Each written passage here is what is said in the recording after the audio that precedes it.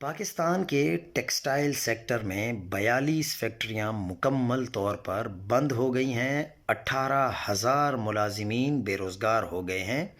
Export orders میں 28% کمی آ گئی ہے، صرف $3.1 بلین سپٹمبر تک۔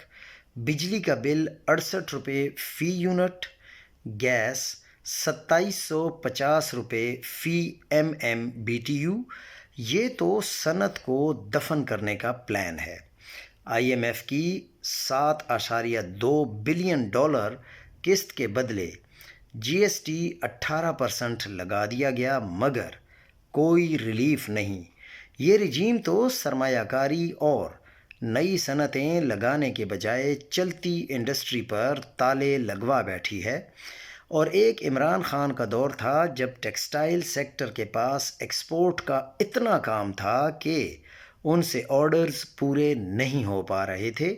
یہی ہوتا ہے جب آپ منتخب نمائندوں کے بجائے تیار فصل میں کسی ایسی چیز کو چھوڑ دیں جو سارا کھیت ہی اجاڑ دیتے ہیں۔ ایسا ہی اس وقت اب پاکستان کی معیشت کے ساتھ کیا جا رہا ہے۔